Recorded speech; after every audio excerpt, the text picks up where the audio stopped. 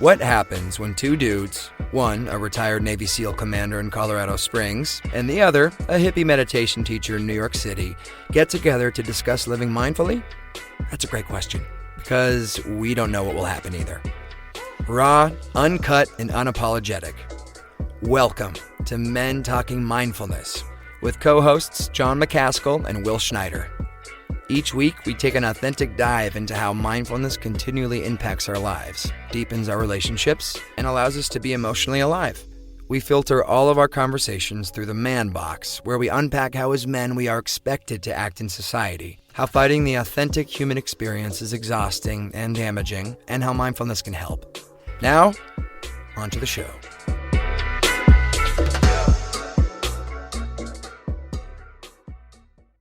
Yeah, this is we had a really wonderful conversation on last Friday with military transition, and really asking some good questions and digging into John and what it's like 1 year later. And we also have some wonderful comments from people through our Instagram page and through our LinkedIn, which I'm going to talk about in a little bit. But just getting kind of warming up the room here, getting people involved, or getting people on. For this green room, and we're gonna have a grounding practice like we normally do, which is a standard thing for Men Talking Mindfulness, and we'll just I invite you, all of you, to anyone that would like to share your story.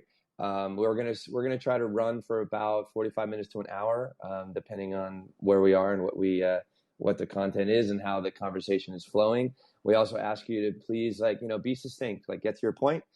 So we have as many people that would like to share as possible come into this space as well. If anyone would like to say hello now or just kind of speak up, please jump on the stage and we'll let you on. And while we wait for the first person to raise their hand, Will, you want to jump in and do a quick grounding practice, get people used to what it is we do on the show? Yeah, absolutely. All right, let's go. Hey, thanks again for being here. Everybody find your seat, or if you're driving, we're just going to do some really simple breathing. And I love doing simple breathing practices because you can really make a big difference in we're going to do this for like 90 seconds. That's it. So if you can close your eyes. If you want to make some contact with yourself and bring a hand on your belly, hand on your chest, just to kind of begin to feel a nice deep breath. Deep breath meaning we're trying to fill down with the breath down into the navel, like down into the pelvis, and fill that breath all the way up to the top of the chest, which has an amazing resonance in our nervous system. So we'll start together. Exhale out the breath, nice and easy. And try to really completely eliminate that exhale by pulling your diaphragm up underneath your rib cage. And let's take a nice big inhale in for 5, 4, 3, 2, 1, and exhale. See if you can purse the lips a little bit, make a little hole in the lips, and exhale out. Sounds like this. For a long count of 5. Good. 3, 2, 1. And let's do a bunch more. Inhale for 5 through the nose. Try to fill that entire torso with the breath. Exhale through the lips, nice and easy. For 3. Good. 2 more. And 1. Good. Keep going. In for 5. Out through the mouth. 5.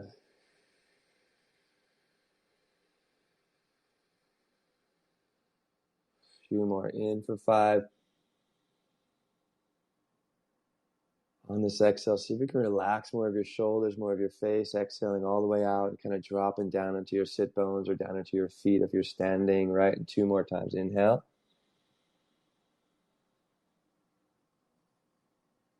Exhale easy. Very nice. Let's go. 1 more. Inhale.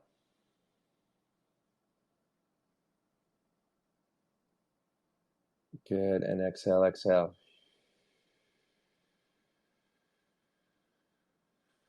Good. Just take this last moment and just feel how you're feeling now. You're feeling less anxious, less rushed, less stressed.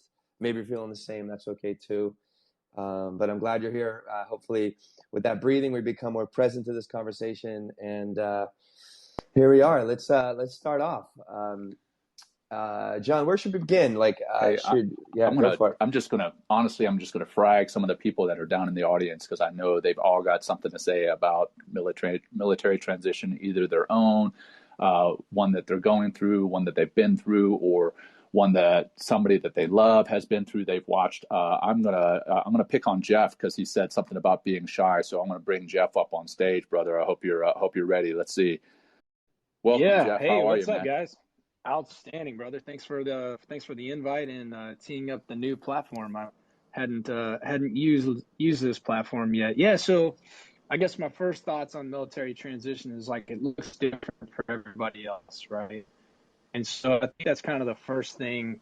Jump in is like, there's no pigeonhole checklist for this transition, right? I mean, I even made a checklist, right, to follow. And I don't know that was the best way to go about it. It's going to look different for everybody. And I think that's probably just the first thing I would offer is that, where you're going, what you're going to do after the military, it just looks completely different for everybody else. So maybe just give yourself a little bit of grace as you transition because the anxiety is real, right? It's like, what am I going to do next? I've lived under the security blanket of the military for the last 20 years or however long you were in the military. And so, I think the first thing I would say just to be a conversation, I mean, give yourself a little bit of grace, have a little patience with the process and just kind of trust your soft skills as you transition after, because we're also worried about the hard skills, the nuts and bolts of what we did for a living. And, that's going to get taken away from you. You're going to do something different, but that's okay because you're going to bring you with you in your next chapter in life. So that would be my first tee. Well, thanks, Jeff. What has just to be clear, you're out of the military, so you transitioned out. Is that correct? Yep. Yeah. So I did 20 years. Most of that was, surface deck limited duty officer in the Navy, working with Marines a lot. I just transitioned November 30th. I worked a very stressful job for about 6 months. And then found my way into a different position, not to get into too much of the particulars, but much more family oriented, definitely a lot more supportive, while also providing the financial stability that I need. But it did take about 6 months to find the forever job, right? And that's what they say too. Your first job out of the military is not going to be your forever job. So that's another thing to kind of give other folks a little rest at ease. Even if you land on something that's kind of rocky or shaky in the first place for the first 6 months to a year, just trust the process and know that maybe 6 months to a year from now you're going to be exactly where you should be. So that was maybe something else that I took away within the first 6. Well, Jeff, what are some of the things that helped you create success in your transition? Like, what are some, those, if you want to describe some of those, please. Absolutely. Yeah. So just to get into more particulars, I would say probably the biggest thing that helped me in my transition was my network, right? And, we talk a lot about tribes, building tribes, having a net, a community of like-minded people. And so what was really helpful for me as I transitioned out of the military was talking to guys like John that were also transitioning at the same time. Like I just met John through a mutual friend, said, hey man, will you meet me for coffee so we can pick each other's brains? And I did that with a lot of people. I said, hey, what was your transition like? What were some of the lessons that you learned? So I'd say my most valuable resource as I exited the military was my tribe. It was my network. It was the people that maybe they were mentors or maybe I mentored them, but they were just maybe 6 months ahead of the transition, right? What caused you fear? What caused you anxiety? What worked out? How was your VA process? Where did you look for resume writing, say? And maybe you're not even looking for a professional career if you're getting out. Maybe you just want to understand, what the benefits are available to you. And I think probably, yeah, we all have the interweb and we can Google all these things, and that can be confusing. So talking to somebody you trust, I think the network was probably the biggest helpful resource in the transition. Well, thanks, Jeff. I mean, it's really important. Community networking, but also being active, I'd imagine, was a big part of that. Like really being an active, reaching out to people like someone like John or somebody that might be a little bit ahead of the game as far as transition. And also imagine leveraging your talents in order to create more success in your life. So yeah, that's a big one, community for sure. Or anything I'll else, add to Jeff? that. I'll add to that. So one thing that I noticed is that a lot of people, when they hear the word networking, they get uncomfortable. And in all honesty, we've been networking in the military our whole military career. Especially when you start working in the joint world, and by joint world, Will, I'm not talking about a weed joint. I'm talking about when you're talking Thanks, about Navy. thanks, John. Always pass left, John. I'm talking about Navy working with Army, working with Marine Corps, working with Air Force, everything else. So when you work in that joint arena, you start networking across the different branches of the services, and that's incredibly important. But we don't call it networking; we just call it collaborating. And once we put the networking name on it, so everybody suddenly gets scared, and they think, hey, this is going to be uncomfortable. It is a little bit uncomfortable, but it's incredibly powerful what you can do when you start to network. So I'm glad that you brought that piece up, Jeff, and thanks for coming up on stage. Will, I will tell you, I made you the host of the show, so I don't have the ability to bring people up on stage anymore. I thought I made you co-host, but you're the host. So you're the man to bring people up on stage. So Jeff, thanks for your comments, man. And I see James Corbett and Michael Allen up here on stage too. Yeah. Yeah. Well, what do you guys got? Yeah, let's jump. James is the first one up. So James, hey, thanks for joining us today. And what do you got? Hey, what's going on? Sorry about that before. I just downloaded it. I'm new to Greenroom, but I know the concept. So this is cool. Thanks. So I run Project Refit. I've been friends with John for a while now. He's actually seen our growth over at Project Refit over the past few months, and it's been something. And what is Refit, James? Like Sorry, what's Refit? If you want to just give us a little brief summary of what Refit is or what it does. Yeah, for sure.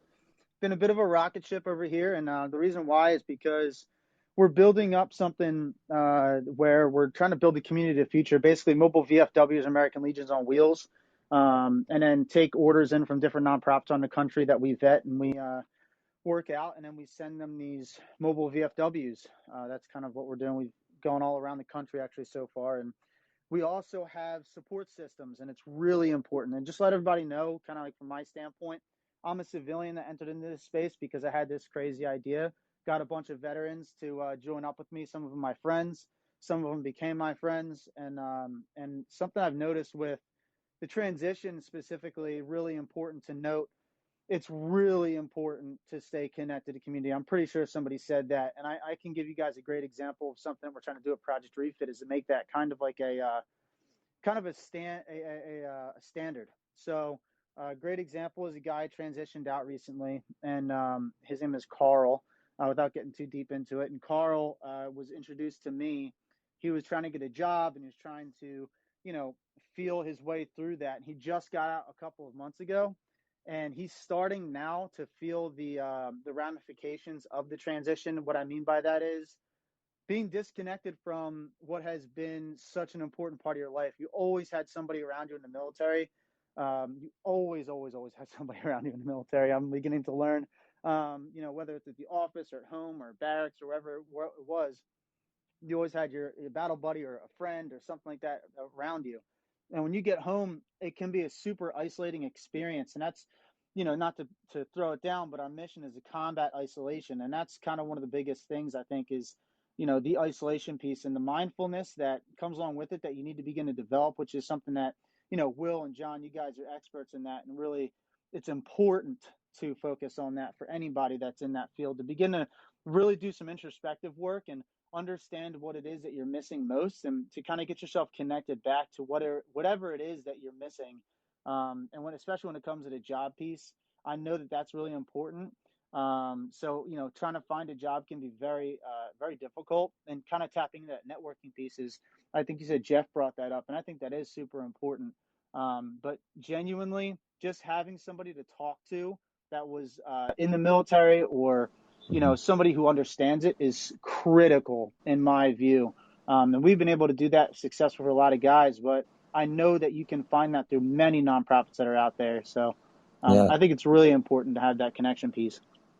Yeah, no, thanks, James. And one thing that's coming up for me as you speak, and also to kind of go back to what Jeff was saying, is the willingness to ask for help, to say you don't know, or you're kind of lost, or again, you need that help from somebody else that, might be in the same boat, or might be out like a year ahead of you. And when you see, yeah, go ahead. Yeah, I was going to say, what's really important with that too, actually, please remember, I'm a civilian, right? Mm-hmm. So I'm helping out a lot of guys, and I can tell you that civilians are capable of helping out just as much, right? Even if it's just with one person. I think it's super important to also remember that civilians don't know. So it is up to the veteran to specifically almost give an insight into what it is that, they miss most, or what it is that's happening with them in their own minds. So I almost want to say it's critical to have that really good communication piece, and to try to work on that, right?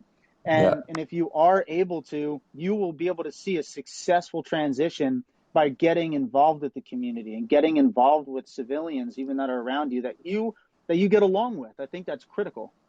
Yeah, I agree. And I think, just to also come back to the asking for help, and it requires, and John and I talk about it quite a bit on the show, is like being vulnerable, and really putting yourself out there, because that's when things really begin to happen. When you get raw, you become vulnerable, and just be like, hey, like, I can use a little bit of help here. So thanks, James. It sounds like you're doing a lot of great work out there. And Will, I'll just add to what James said there in the end about, there's this kind of feeling about in the military that, hey, I'm only going to lean on my military brothers and sisters when I get out. I'm only going to lean on those who have gone before me.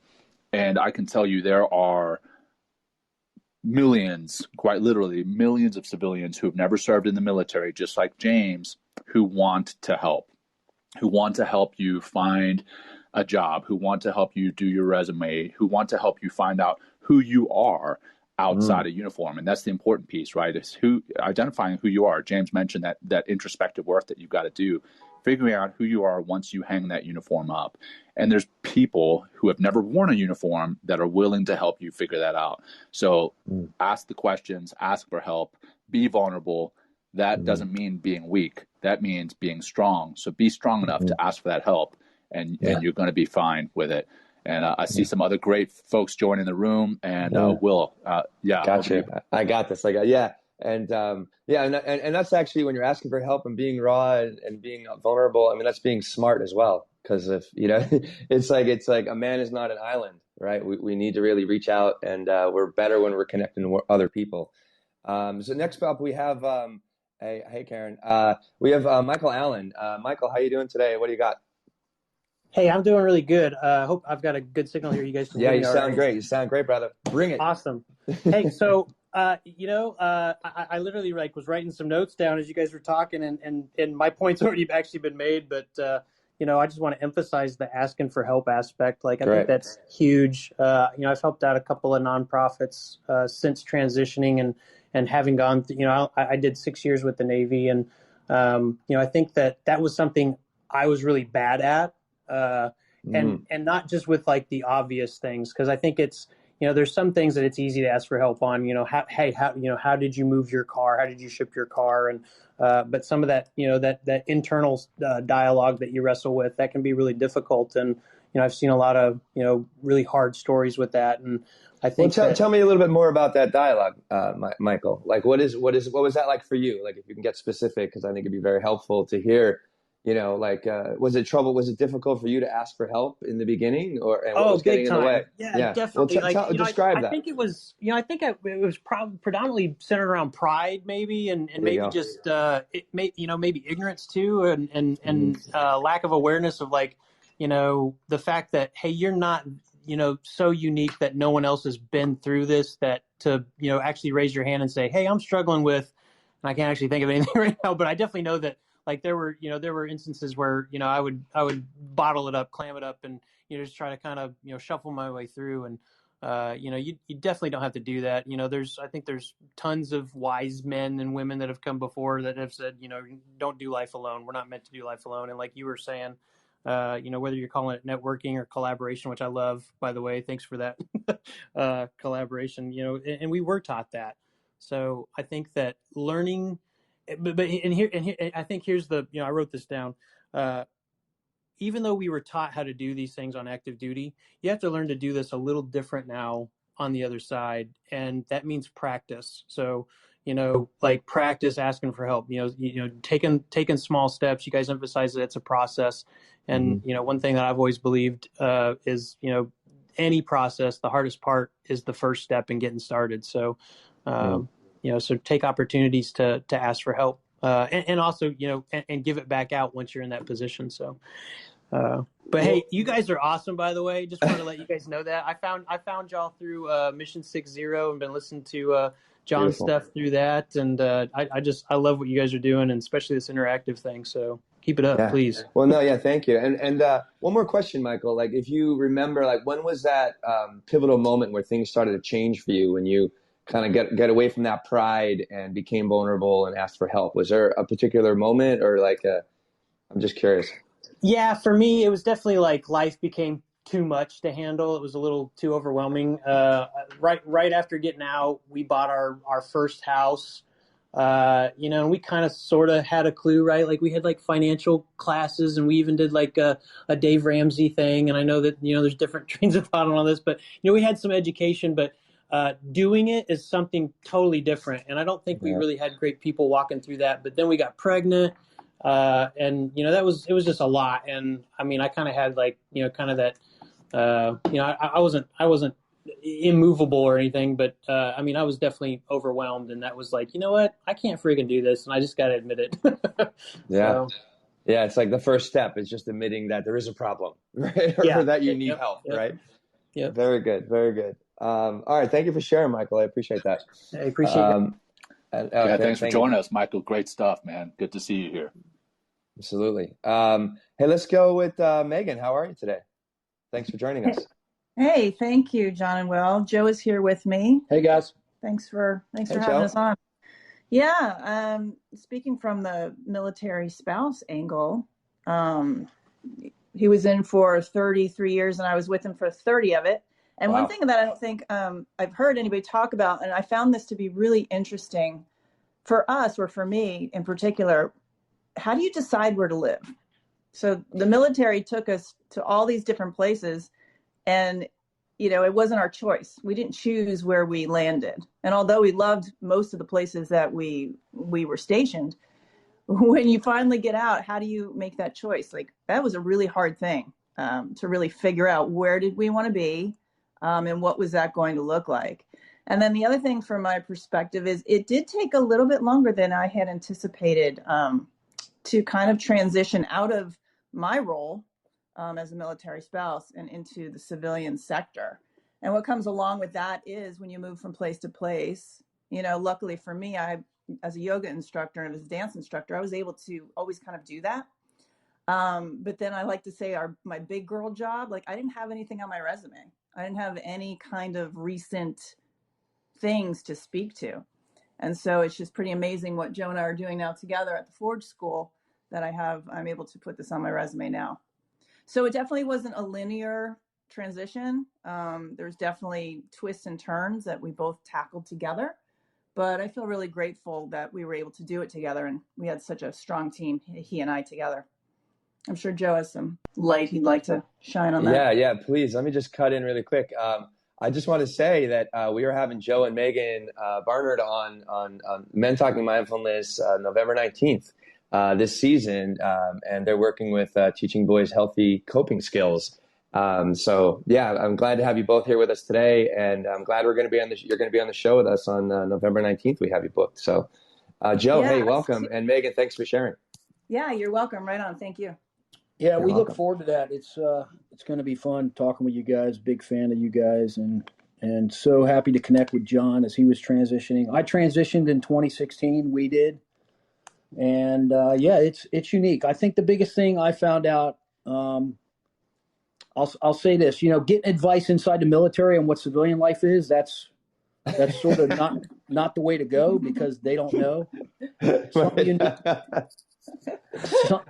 Something unique about the military is you could have E4s that are good with their money, and you could have 06s that are terrible with it on their third divorce, living by themselves, that type of stuff. So be careful on who's giving you financial advice.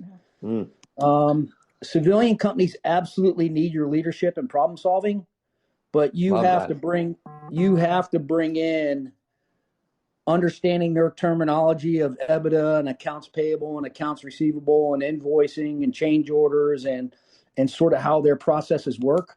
If you can't affect their bottom line, then why would they bring you on? And so, you know, me, I didn't do a USA jobs. I wanted to be a pure civilian. I wanted to grow my hair out. I wanted to continue to skydive and surf and do that type of stuff. Be a hippie. Yeah, man. Kidding. Yeah, pass left. I heard you. Pass left. I'm glad somebody picked up on that. Thank you. Yeah. Thank you, guys. Yeah, man. Even though I don't do that stuff, if one came my way, I'd pass it left. No problem. Thanks, Joe. Yeah. If I do go that route, I think I'm going to be the gummy bear guy. So. Oh yeah, gummies are good too, man. Yeah. I'll probably eat a leg and take a ride. Yeah, talk to John about that. I have my own personal story about that. Yeah. So when, you know, absolutely exploit your network. You should have a civilian network. I used LinkedIn and networking, like forget the cover letters, forget the resumes. Like I was in 05 getting out with 33 years. Of course, I could have anybody write my resume for me and all that. Once I heard dudes having 30 different resumes and writing 150 cover letters, I'm like, screw that. I want people to feel what I got going for them face to face over coffees and bourbons and lunches and stuff like that. Yeah. So you got to network, but you got to network with people who can give you a job, not people in the military, you know? So you got to develop your civilian network. So you have to do that 3 to 4 years out before you get out. And that's on LinkedIn is just an amazing, amazing tool to do that. And then have a specific ask. If you're going to have a discovery conversation, good for you. But if you knew what geography, what industry, what company, what position, up and down a couple, like what I tell dudes all the time is if you want to work for SpaceX, okay, your geography is going to be Cocoa Beach or Hawthorne, California. Then if you really want to work there, go there, start sweeping the floors. And if you have the ability to be the director there, they're going to recognize that and move you up. And so the more information and details you could give these amazing civilians that want to help you out because they appreciate the service that you had for the country, just be more specific. If you just say, I just want to lead teams and do good for people, they're going to be like, okay. But, you know, they're not sure what to do with that associated with their network. So. Yeah. That's it. Yeah, you bring up a great point. No, thank you, Joe and Meghan. And I have one more question for you, Meghan. But what I'd like to say is, like, yes, ask for help. But Joe, you bring up a great point. Be specific, right? Which is like, I mean, what is the very specific ask that you have? Again, you're not wasting your time. You're not wasting other people's time. You're getting clear, which is so important. And that's a big part of like mindfulness is like intention. And then another thing I want to say is like also what you said, Joe, is working 2 to 3 years out before your transition, which it sounds like, you know, instead of waiting the last 3 months or 6 months, it's like, you know, how has that helped you to get where you are today? Is like, you know, with your networking and stuff, like really looking 2 to 3 years before you leave the service. Yeah, well, the tough part is inside. Like I was on command tracks. I commanded several times and all that. You know, they wanted to make me an 06. You really can't let the system still today isn't inside where you can let people know what your desires are. But you don't have to share everything. You're not a ward of whatever service you're in. So you just got to, if you have a certain date, like we're going to become empty nesters and we were very purposeful with our calendar and what we wanted to do and all that. So it's just, you don't have to share everything on inside. But you definitely have to start reaching out, discovering industries you want to be part of, discovering companies you want to be part of, geographies that you may think you want to live based on family or all that. So, yeah, you have got to start 3 years out. You have to. Yeah, I mean, I imagine that's a kind of the one of the pieces for success, you know, is really prepping early. Yeah, thanks for Joe. That's great insight. And go ahead. I'd love to jump in. So Joe actually was one of the first people that I started reaching out to when I started transitioning. And he's got this fantastic product that he put together, basically called the homeostasis of transition, that he sent me. And it has like step-by-step what you can do, what you should expect to see, what you should expect to do, what you should expect to experience as you're going through military transition. It was powerful. So I'm very thankful for that. And Joe, you're spot on, working well in advance.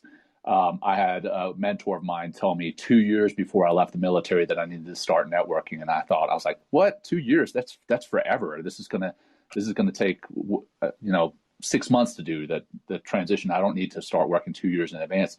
But I was way wrong. That 2 years evaporated in no time. And I was very thankful that I had started working not only to network, but also, again, coming back to finding out who you are outside of uniform. Before I actually hung up the uniform for the last time, I knew who I was outside of uniform. And I thought that was an incredibly important part. And if I had not started doing that work 2 years in advance, I would have gone into an industry or a profession or a job that was not right for me, and I wasn't right for it.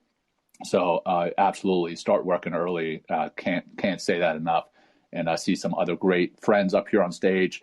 Karen, I'll tell you, you're severely outnumbered by Navy, and we've got some Air Force in here too. So I hope you guys are comfortable working around the Navy. Well, yeah. One thing I'll say is, Joe, if you would, I would love to share your whatever the homeostasis thing that John was talking about on our website and in our community as well, because I think it sounds like it was helpful. So I'd love to help more people. And one more question, Meghan. You mentioned about finding your place.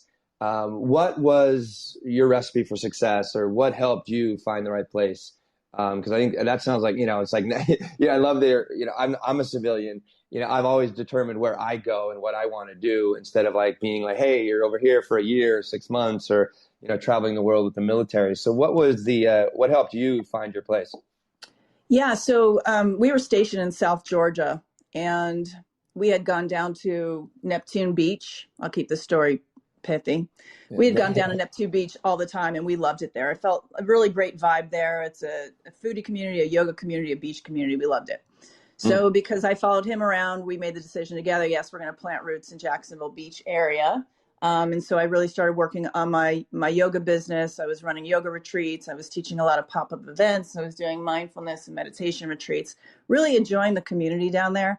And then Joe was looking for a job, and then COVID hit.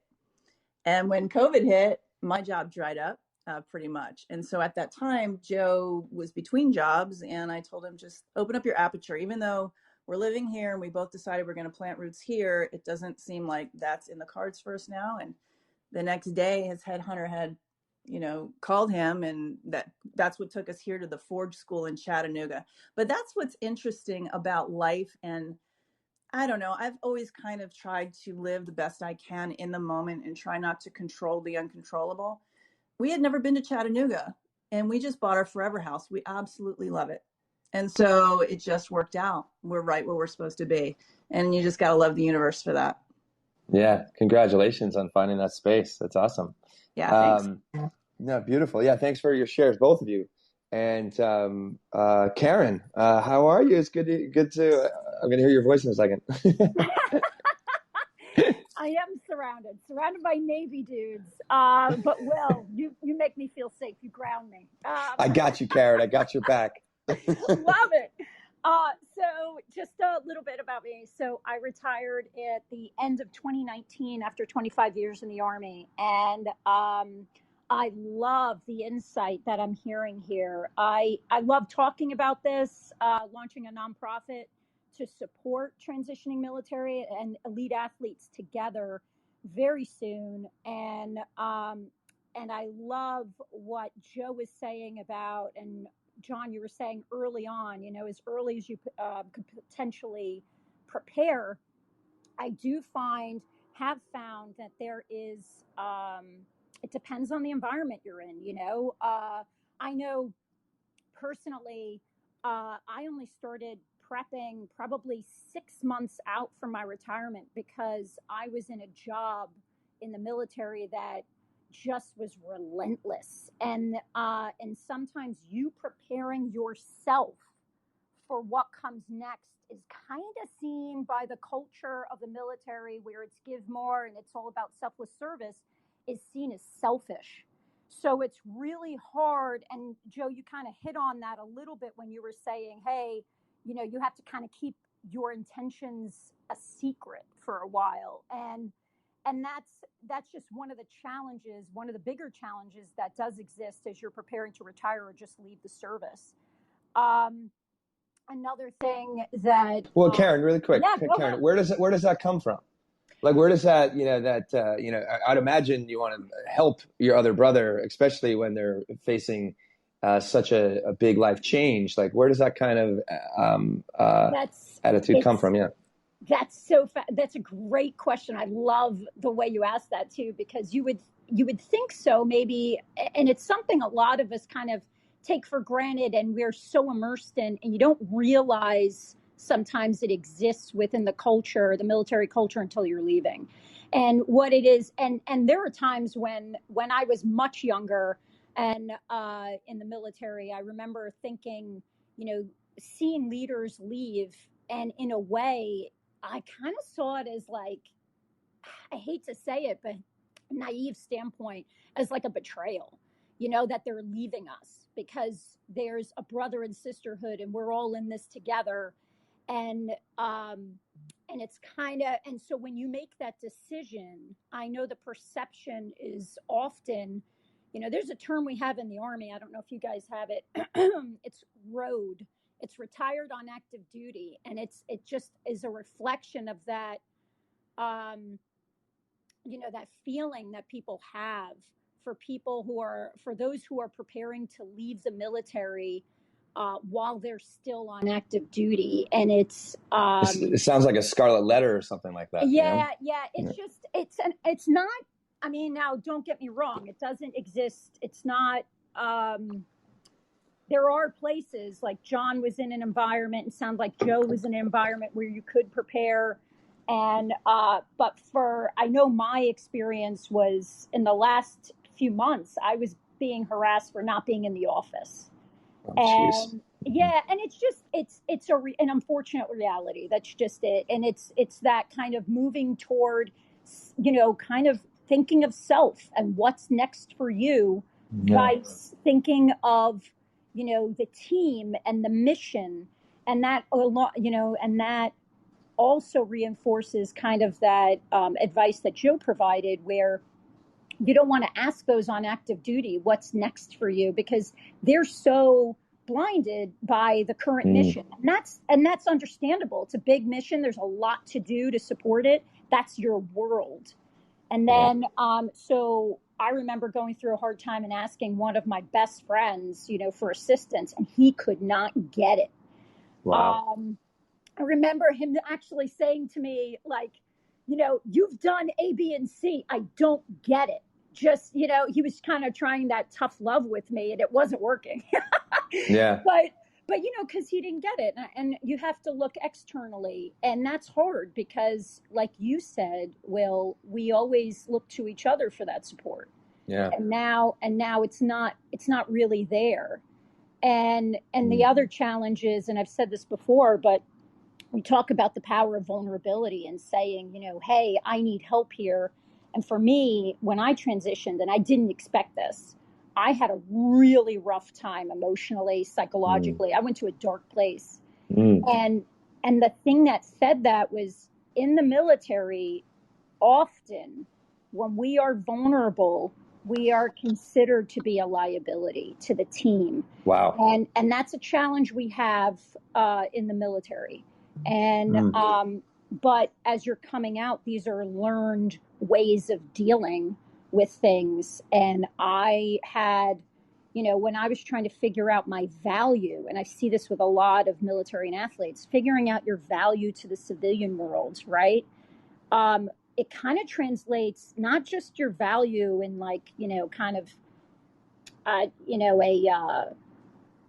of an exchange for services, money, that kind of thing. It's not that that simple. What it starts to translate to for a lot of us is worth. What is our worth? And that's where shame comes in. And worth around money or no, worth as an individual. So that value when it comes to money and exchange of services and that kind of thing starts translating, because you don't know how you fit in, and you don't have that team with you anymore.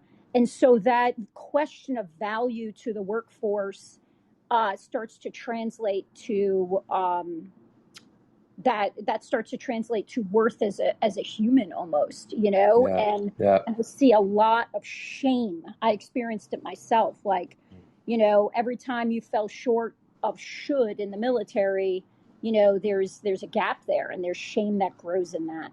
And so it's, one of the things that, on the other side, and I realize I've been talking a lot, so I'm going to it's okay.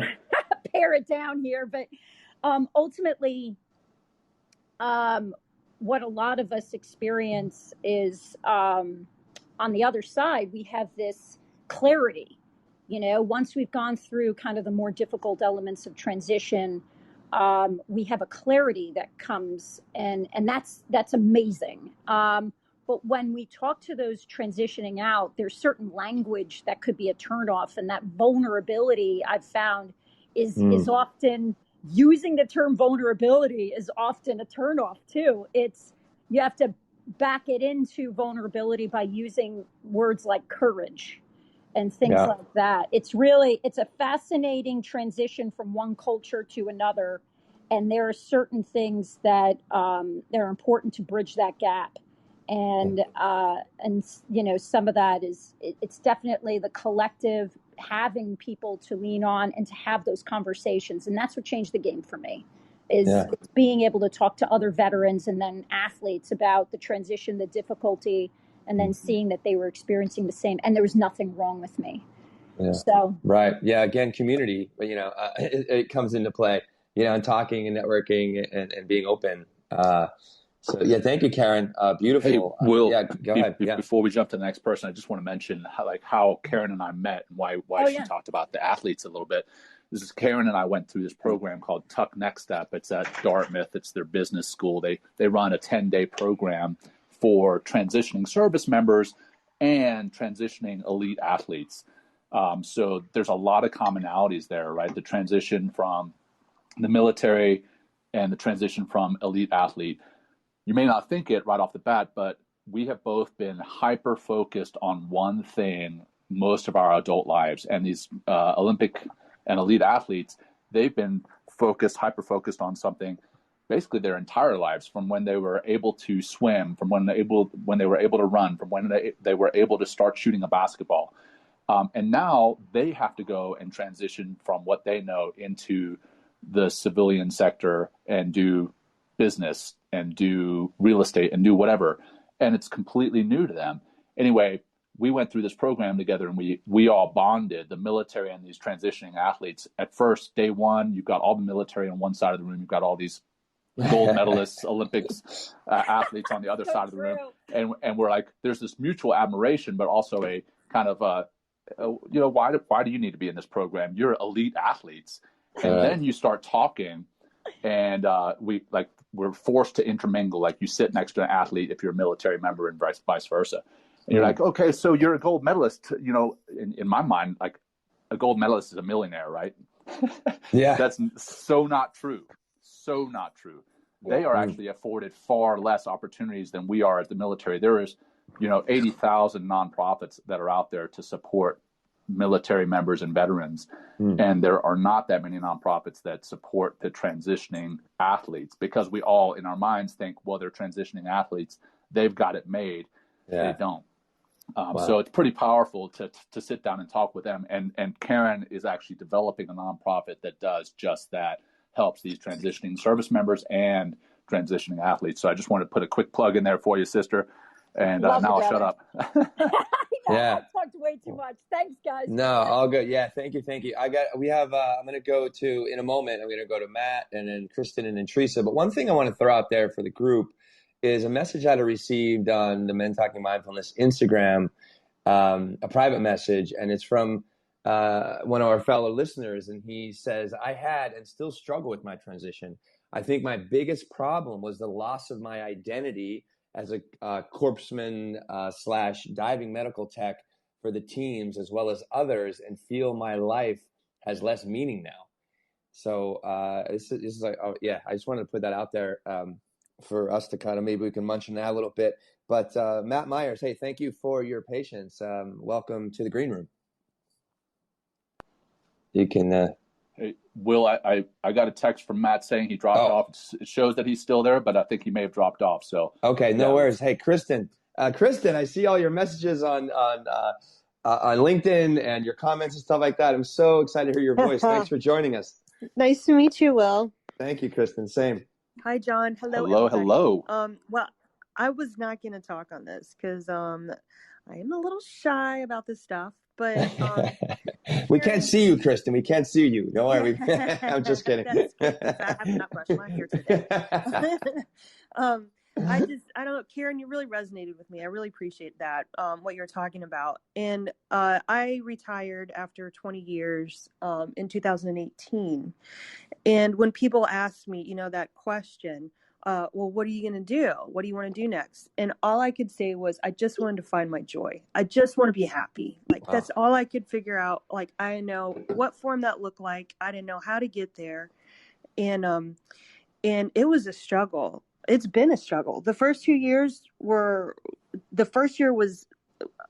unsurmountably difficult at times. Well, how many years out? How many years are you out now, Kristen? I'm sorry if I missed 3 that. years now. 3 years. Okay, got it. Mm-hmm. And it really has only been within the last 6 months that I have finally felt like, I got this, like, okay, like this is what this is. And that last podcast you guys talked about, the unknown, my gosh, like seriously, I was fearful of the unknown, but at the same time, I was craving it. And then I got it and I was like, oh crap, this is hard. And one of the things, to be very vulnerable on this one that I should have done a long time ago in the military, I tried to do, but did not have any success with, was mental health counseling. And so in 2000, my first ship was USS Cole when we got hit. And, this is before the wars broke out and stuff. And there just was no talk of PTSD. In fact, like if anybody at that point from the crew had any signs of symptoms of PTSD, they were removed from the crew and put over a TP, which is like a temporary unit. And most of them were processed out. I had just gotten picked up for officer. So that was not an option for me. And for the 20 years after that, like I just bared my head down and like felt a very driven purpose involving Middle Eastern stuff, mostly driven from a place of love and compassion, honestly. And found myself often very alone in some of that stuff. So when John brought up about some of the war sucks stuff in the last podcast, that really resonated with me. Yeah, like the bad guys and the enemy. Yeah. And, what really was like, and it wasn't until after the episode that when John was talking about, well, he has his target. I'm like, target? Like, is it a building? Is it like whatever? Like a pole? Right. Yeah. And look at how they dehumanize. Yeah. And so it's no longer like, oh, there's like a human being over there. No, it's a target. So yeah. I thought that language is very interesting, but please keep going. Thank you. I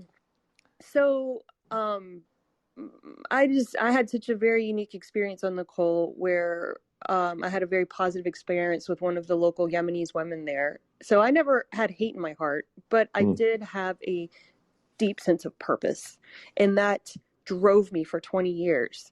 And at the root of it was always protecting those around me. And so leaving the service was that's gone. There's like no more of that, which in one hand, it was killing me, like it was eating at my soul every day. But on the other hand, I had no idea what that meant for the next part. So I just tried on a bunch of different stuff. I tried training dogs.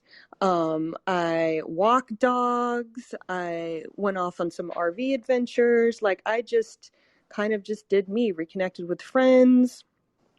I did an internship on a flower farm last year, which while you guys have been talking, I've been cutting up zinnia seeds, by the way.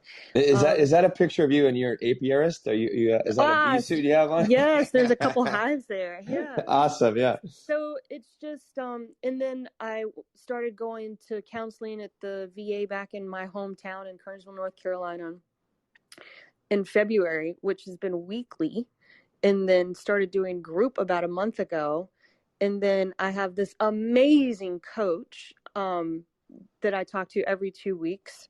And it really was quite honestly, like last week and maybe even yesterday, which felt like things are just different now. Yeah. They're just different. And it took 3 years, to get there, to the point where I'm finally like, I'm at peace, and y'all's podcast is awesome because John talked about, I met John in the Navy and he talked about mindfulness and meditation. I cannot meditate to save my life. I just am way too fidgety for that stuff. Not yet, Kristen. Oh gosh. I gotta say, it starts by just sitting still for 5 minutes. But anyway, right? But the act of mindfulness is just like that, getting at that state of flow. Man, I love flow like nobody's business. And it has been so helpful. So that's my transition story. I don't really ever see myself, working a corporate job. I'd rather be an entrepreneur or just try to figure it out. And honestly, I'm not even driven by money anymore. And that was one of my hangups from our culture, was that I have to produce and I have to make money in order to be successful and to be a contributor. And that's not true. Wow. Well, thank you. And it's like, but it sounds like you really slugged it out for like 2.5 years to get to this point. 3 years later, it's like, but it's like, I think what's important, or the value of what you're kind of bringing here is like, just keep trying, keep knocking at the door, keep trying different things. Like, don't be afraid to, again, I guess, to be vulnerable and put yourself in a situation, or offer grace. I learned how to finally offer grace to myself. There you go. Well, that's a big one. Huge. So it was huge. And, like I even found myself at Burning Man, like, holy crap. There you go. So there was it was never the destination. It's always just been the journey. Wow. Yeah, that's some great wise, right? Great words to kind of step off stage, Kristen. Thank you so much. John, what do you got? I was just going to say, like, Will, I know you and I mentioned potentially doing a podcast episode or something from Burning Man at one point. I mentioned that to Kristen, and Kristen was like, "Oh, there's rules at Burning Man. You need to be careful about what you do and don't do." She sent me this whole book, so it may not happen, but at some point, Will and I will find ourselves out at Burning Man, whether or not we do a podcast that remains. We'll make some good videos, John. We'll make some really good. A passing left. I'm just kidding. It is right? Yes. Let me tell you, even if you don't do the podcast, go. Just go. We're gonna go. It was mind blowing. It was like the most freedom I have ever seen in my entire life. But yet there's still structure, Right. So it was incredible. Go. Wow. Yeah. Thank you, Kristen. So Dr. T, what's up? Theresa Larson. Are you out there? Can you? There you go. Hey, what's going on, everybody? Can you guys hear me? Okay. You sound great. Thanks for joining us. Yeah. Well, I would say the military transition was kind of like my morning, just very chaotic. My house is in boxes right now, and so I'm literally moving homes, and so my home doesn't really feel like a home. There's just always stuff going on with kids and travel and work. So I've learned, though, I've come to a place where I've learned that how to kind of live in this beautiful chaos, see it as a beautiful chaos versus like push against it. And if I were to describe my transition, I definitely pushed against it a lot, like the change and the shift that I had to make quickly. And that's where I suffered the most. And now when chaos and shifts and changes happen, it's like, all right, let's surf it. Let's figure it out. Let's do it. So anyway, I don't want to actually tell the story of my transition necessarily, other than to say, like, my focus wasn't on finding a job. It was on getting my health back. And finding in what ways? What do you mean health? Like what? If you can elaborate a little bit. Yeah, like I was a Marine officer and struggled with an eating disorder. But I had, on paper and my job, like I did everything that I got to do, everything a Marine would want to do. I was serving in combat before women were even acknowledged about serving in combat. And wow, I led a platoon and convince my battalion commander that I would lead my platoon in combat. And I just, I even worked with female insurgents out in Iraq, and yet I struggled with this disease all along. And I didn't want to tell anyone, and I kept it a secret because, quite frankly, I didn't respect it. I didn't see it as a problem. And so the speaking up and asking for help and finally getting the help was very much an uphill battle. And so, but the point is I decided to take that battle. I decided to fight it. And every step of the way, despite the disappointment that people had around me or the rumors or whatever, right, it was just, I knew I had to just keep pushing forward. And the people that helped me do that were those, Brene Brown talks about those 5 people. I had 5 people around me who I could lean on to say, you're going to be okay. You can do this. A couple were in the Marine Corps, my father, who was alive at the time, my oldest brother. And that's kind of what helped me through my transition and to get the help I needed and to advocate for myself to get the help I needed. Right. So, I think for me, the moment I had asked for help, which was in my final year as a Marine officer deployed, was when I actually started to take ownership of my own health versus put everyone else first. And that led me down this path of, okay, what do I have to do to get my head straight and my heart straight and get myself on a path where each day I wake up and I choose happiness. I choose my health, and I'm around people and doing the things that fill me up.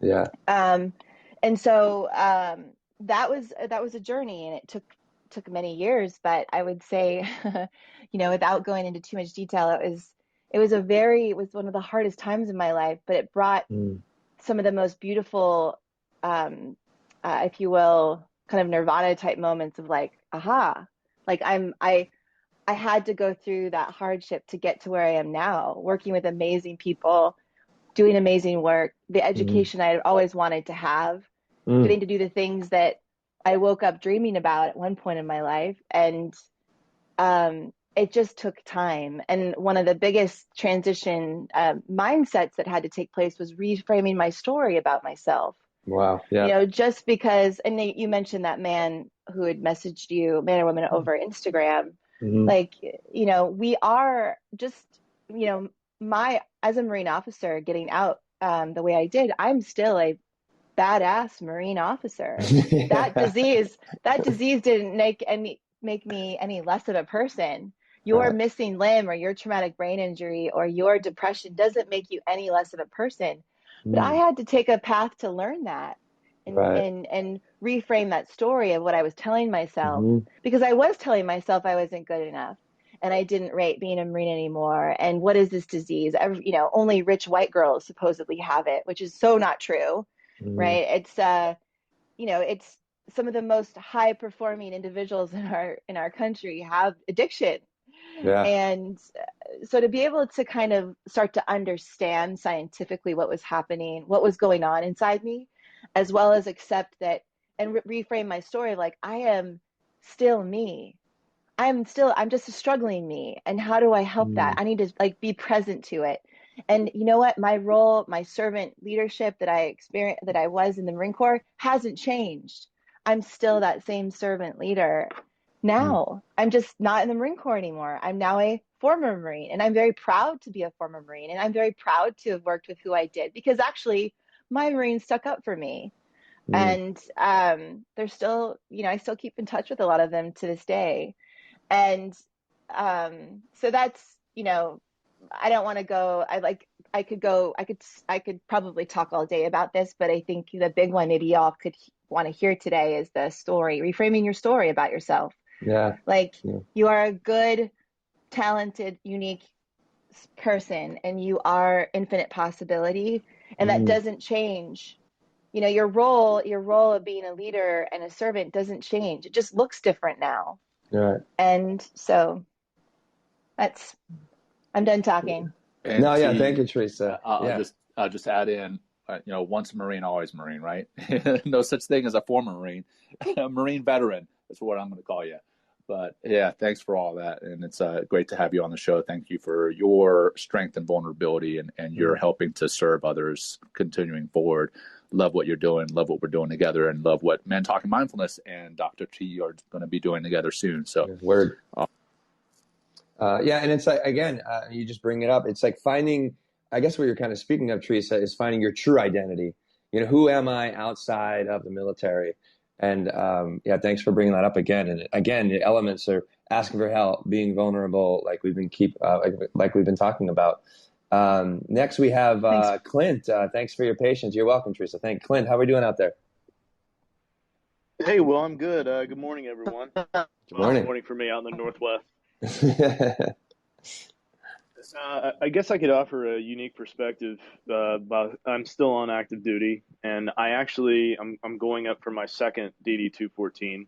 I was kicked out of the Navy in 2004, and I found a loophole to get back in. So I went through that transitioning process as a very young junior officer, and it was awful. I think they called it was TAPS back then. I think it's TGPS now.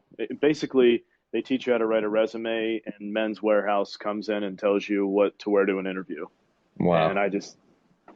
What was awful about it? Go a little bit more, Clint, if you can. What was awful?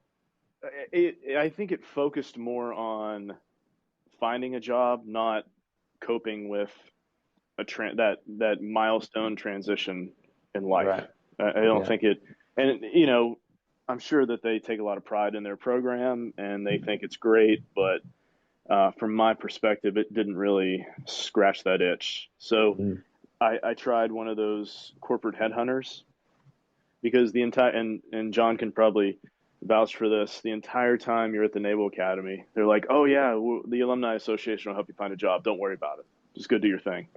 Yeah. And so I tried that, and I can't even make this up. The guy called me and he said, hey, I found you a job in Ohio selling cheese to hospitals. Wow. Cheese, you said? You said cheese? Yeah. Wow. Yeah, I was gonna be a cheese salesman to hospitals in Ohio. And I just got, at the time I was waiting tables in Pensacola. I didn't want to be in the military anymore, so that's what I did. But I found a loophole back in. So that was my first transition. So it was weird. I was listening to you guys' live the other day about John's 1 year, and it hit me where like, wow, I've actually been in the military longer than I haven't. And it was just, it was like one of those moments where you're like, oh, this is for real. This is happening. And the one thing I don't really know where the transition was, and you guys just talked about it, is finding your identity, because for the longest time, like from, when I was 18, they sit you down, shave your head, take all your street clothes, give you all the uniforms. You don't have to worry about what to wear. You just read the schedule, what you have to do, and that's it. You kind of fall in line with the military mindset. And I don't know where that transition happened to where realizing that the military didn't define me. It was more shaping me into developing all the deployments done with all over the AORs, and the different perspective that I have now that I can somehow use once I retire. Yeah. Well, I mean, one thing, as you're speaking about this, Clint, and I feel like the way that you're being in that program being kind of looked at is just objectively. It's like, what are your skills? What can you do? How can you serve the masses and get a job, right? Whereas I feel, and what I'm hearing from a lot of people, it's like, it's that subjective self. It's like, who am I? And what do I want to do with the person that I am? Instead of just being like, getting a paycheck. And that's not easy. I mean, I've been, slugging it out for, now I'm in New York 18 years. And I feel like it's the last, maybe 5 years that things have gotten a little easier for me, because I've defined myself in a very, in an authentic and like Theresa was saying, like loving and graceful and humbling way. And now I feel I can do whatever I want because I know who I am and I know what matters to me. So, yeah. And you're spot on right there. And one of the things that the military, that I'm sure some people have taken for granted, but Not once have I had to ever worry about a medical bill, or I didn't have to worry where my next meal was coming from while I was on deployment, or where I was living, or anything like that. So I know it sounds kind of weird, but having to actually adult to be a grown up, adulting, that stuff, adulting, to figure that stuff out. And I mean that creates a little bit of anxiety, but there's little bits and pieces throughout that are going to compound once we get out. So I think now, having that perspective, and that I forget who said it the other day or earlier about having grace once you get out. Just be patient with the process and figure out what will work for you. Yeah, and that's a big part of mindfulness and meditation, is like developing that grace, developing that patience, sitting with yourself, being okay with where you are, because it's the only place you can be, and that's where you grow from. John, what do you got? Yeah, I just wanted to jump on what you had mentioned there, Will, about the objectifying versus the subjective side of things. A lot of people will look at what you did in the military and they'll say, well, you were X, Y, or Z in the military. Those skills translate exactly to X, Y, or Z in the civilian sector. And Google screwed this up so bad. They had I think they may even still have this, but basically a military transition calculator, for lack of a better term right now. But you would put in this Google search, you would say, hey, I am a Navy SEAL officer. Right. Obviously that's my job. That's what I would put in there. And it would spit out, okay, well, that's what you did in the military. These are the jobs that you can do on the civilian sector. I was like, wow, Google, I can be a restaurant manager. I can be this, I can be that. Like, well, there's a lot more that I can do. It's not just tied to my military occupational specialty, MOS. That's what we call it, Will. That doesn't necessarily dictate what I want to do on the outside. Just because I served in the military doing X, Y, or Z for 20 years, that doesn't mean I want to continue to do X, Y, or Z on the outside. I want to redefine my life. I want to find out what I want to do that is not militarily related. I want to do something completely different. And there are people who, hey, God bless them if they get out and that's what they want to do. They want to do the exact same job outside of uniform that they were doing inside of uniform. More power to them, as long as they've done the work to find out what that is that they want to do, and what that is doing the same work. Hey, that's great. We call it. Some people will literally come to work on a Friday in uniform, go home for the weekend. They will retire on that Friday, go home for the weekend, and then come back and do that exact same job, literally, in the same building for the same organization, retired as a civilian. And that's not me. That's not what I want to do. But hey, again, more power to them for those who do.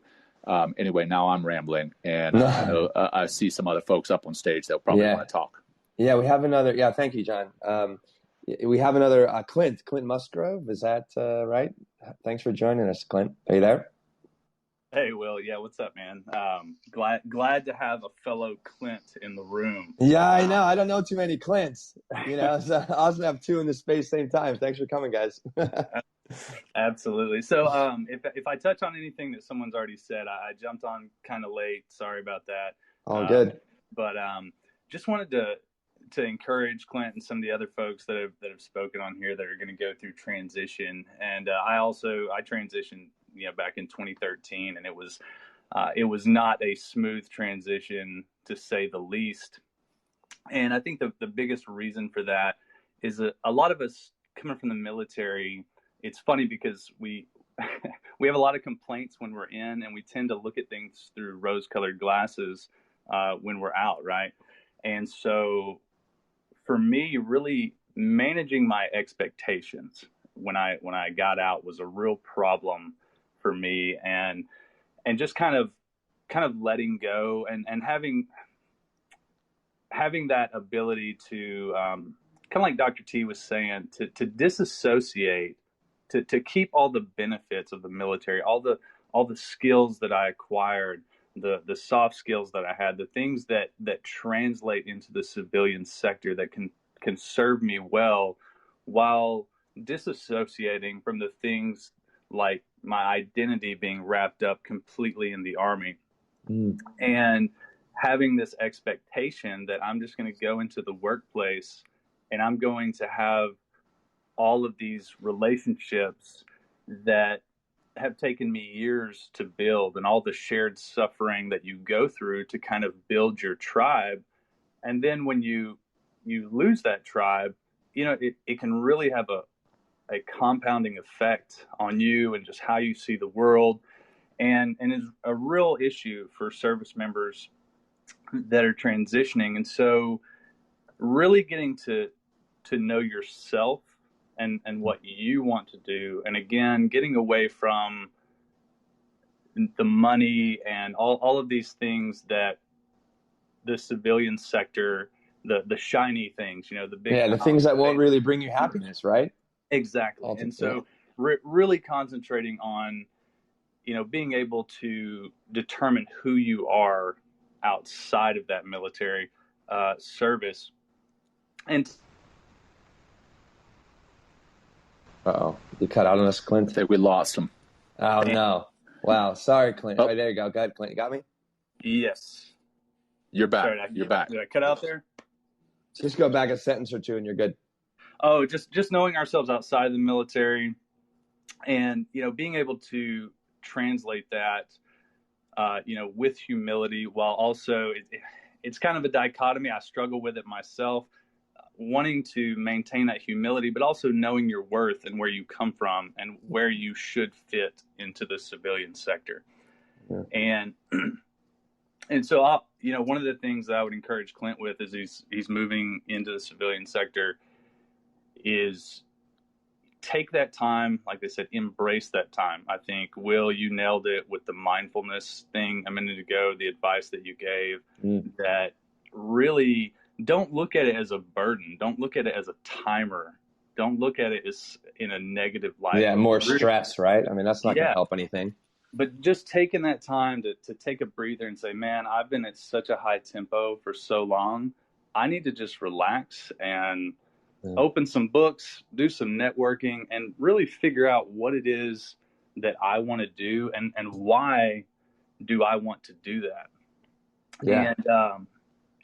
And I think a lot of us, you know, you feel lonely when you get out, but you know, I jokingly told somebody the other day, it's like, you know, I felt like I had all these friends in the military, but when I look back, I think it was really just forced interaction, you know. Yeah. we're all up for PC, you know, and all that good stuff. I'm kidding, of course, but I'll finish with this and just saying that one thing that I personally struggled with, and I'd like to encourage everybody here with, is the pride aspect of it. When we're coming into the civilian sector, it's really easy to look at things through a lens of, well, since I was in the military, everything else is easy. And that is absolutely incorrect. And that was something that I really, really struggled with. And it actually, you know, kind of threw me off track a few times. Do I, John? Yeah. No, I was just actually, I didn't have anything to say, but I just typed in the chat there. That's a great point. As you get out, you've been wearing a uniform, you think that everything you've done is like the pinnacle of toughness. And I mean, don't get me wrong, there's a ton that we do in the military that is tough. And it translates to getting through and over some obstacles and adversity in the civilian sector. But there are plenty of people in the civilian sector that have overcome obstacles and adversity. And there's plenty of adversity and obstacle to be overcome in the civilian sector. So Yeah, and we also have we have an episode, one of our earlier episodes on pride. So if you guys anyone want to kind of check that out, John and I talk about pride and you know and what gets in the way and how it gets in the way. Maybe you can check that out. I know, John, you have to run in a couple minutes. I hope I can keep this going because I'd love to hear from Lauren. But yeah, what's up, John? Yeah, no, absolutely. I just wanted to make sure we got Lauren up here. I see her on stage, so I definitely want to hear. Great. Hey, thank you, Lauren. Thanks for joining us today. Yeah, absolutely. Thank you guys for having me, and thanks, John, for inviting me. I love listening to everything that everyone has to share so far. I also struggled with a lot of the same things transitioning out of the military. I joined, I thought for the right reasons. I thought it's because I wanted to help and I wanted to, serve my country. But I feel like once I got in, and especially when I was transitioning out, I realized my true motives were to find value, or I use that identity of being a soldier as the thing to prop up my self-worth or my value of what I could offer to the world. And especially I don't know if this is everywhere, but the command that I was in, the leadership that I was in, we really pumped each other up by saying how amazing we were and how trained we were and how skilled we were. But then we also used tearing other people down, like civilians or anyone who wasn't, doing what we were doing, to be less than or not good enough or, and so when I was medically discharged. So I had just signed another 6 years, to do specialized training and to get a certain language. And, got injured and went from being a rock star, really being accepted by my community and by my peers, to when you get injured, mental or otherwise, when you have, mental health issues or when you have physical issues, you're really just expected to suck it up. And if you can't, then there's something wrong with you. And so I really felt that shift very quickly. Just because of where I was at. I was one of, I think, 8 females in a very large battalion in, special operations and supporting in that way. And so I think as long as I was able to maintain and not be a burden to anyone, I felt like, okay, I'm good enough. But as soon as I got hurt mentally, it almost knocked out that false identity of who I was or what my worth was related to. And so as I began transitioning out, I really did struggle with the identity as well, and the self-worth of like, well, what do I have to offer? What do I have to give? And from the outside, it looked like I had my stuff together. I already had a job lined up. I already had, things that I was doing before I completely transitioned out. But mentally and emotionally, I was not okay. Yeah. And I think because we had been conditioned and were conditioned to be strong, to put mission first, to make it work. Right? That I just kept sucking it up until I literally couldn't anymore.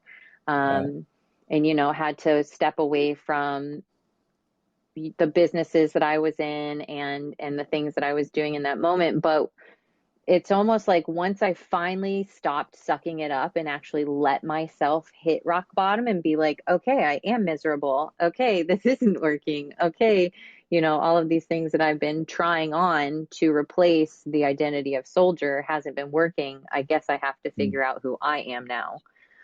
And what was the path to get there? What were some of the things that you did in order to find, who really Lauren Thew is?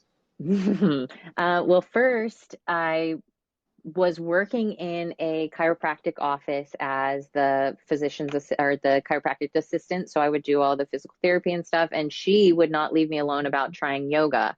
So namaste, sister, namaste. Because I had my injuries from getting out and that kind of stuff. I had hip stuff and back issues, and she was like, what would really help you is yoga. And the first class I ever went to, I heard the 3 words that I'd never heard before in my entire life: you are enough. Whoa, there you go. I'm going to say that again. You are enough. For everyone here, you are enough. Thank you. Yeah. Yeah. And I just had never heard that before. And the person who I had left the military as, that person who was no longer a soldier, who didn't know who I was, definitely didn't feel like I was enough. So when I heard those words, it was this strange release, and I cried the whole yoga class. But then was also introduced through that into mindfulness and meditation and breathing and breath work. I've done your meditations, Lauren, with Steady Mind. I've done them like 5 or 6 of them. They're beautiful. Thank you. Thank you so much. And that's where my passion really kind of took off, because that is what brought me back to self. That's what brought me back to my worth actually isn't attached to anything, and not anything that I can do really anyway. Right. And through that I started to heal the layers of trauma, physical and mental, that had kind of built up just through my life and through the service and transitioning out. But that was the biggest point for me, was finding breath, finding mindfulness. That's where I found myself. Yeah, Heck yeah. Same sister. Yeah. Wow. Well, thank you, Lauren. That was a beautiful story. And all of you, I think we're going to, I think we got to close, John, right? We've done quite a bit of time already. Amazing Thank stuff, you, everybody. I know, really, really great conversation, everybody. Thank you for being vulnerable, for showing up, for speaking your truth and your story. And John, and kick it over to you to close us off. Is that cool? Sure, man. Yeah, definitely. We'll be short and sweet, but yes, thank you all for being here today. Thank you for sharing your stories. Thank you for being strong and vulnerable. Those are not opposite ends of the spectrum. They are on the same end. And yeah, let me just say one thing, John. We can, we have our Facebook group, so if we can continue, and share more of this information and share some of these tools that we talked about for effective transitioning in the Facebook group or on LinkedIn. You can just kind of populate more of this, or this advertisement for this green room. So just an opportunity to put some of this information out there to help other people. So not to cut you off, John, but thank you. Man, you're good. You're good. That's what we do, man. I appreciate that. And yes, definitely share this, and we'll be uploading this as a podcast later today. And I'll make sure we tag all of you when we share that. So that said, go ahead. If you are comfortable, we're going to go ahead and just do a grounding practice, get into a comfortable position. I personally like taking my shoes off. I flip them off. I wear flip-flops almost all day, every day. Flip those off, and my feet are on the ground so that I can truly feel my connection with the ground, with the earth. Get into a comfortable seated position, or if you were laying down, do that. And if you feel comfortable and it's safe to do so, go ahead and close your eyes. Straighten your back, but don't feel stiff. Just nice and straight. Kind of roll your shoulders back gently. And then just bring your attention to your breath. And we're just going to do some box breathing, very simple box breathing. Breathing in for 4, hold for 4, out for 4, hold for 4. And we'll do that 4 times. So begin by breathing out all your air. Breathing in for 4.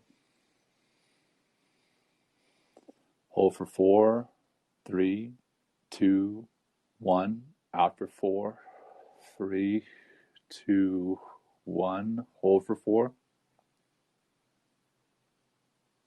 In for 4. Hold for 4, 3, 2, 1. Out for 4, 3, 2, 1. Hold for 4. That's 2. In for 4. Hold for 4. Out for 4. 3, 2, 1. Hold for 4. 2, 1. In for 4. Hold for 4. 3, 2, 1. Out for 4. 3, 2, 1. And last time, hold for 4. 3, 2, 1. Now just breathe naturally and notice your breath. Notice where you are in your mind, your body, and your nervous system compared to where you were beginning. And now when you're ready, on your own time, come on out of the practice, blink your way out of the practice, bring some movement back into the body. And here we are, done with another episode of the Green Room, Military Transition. Thank you all again. Fantastic time. Appreciate it. Yeah. Hey, thank you. We'll see y'all again very soon. Thanks for a great episode and hearing your voices. Thanks for joining Will and John on Men Talking Mindfulness. If you enjoyed the show, please like and share it with your friends and family, and please, we would appreciate a review too. Until next time, this has been Men Talking Mindfulness. Thanks for showing up.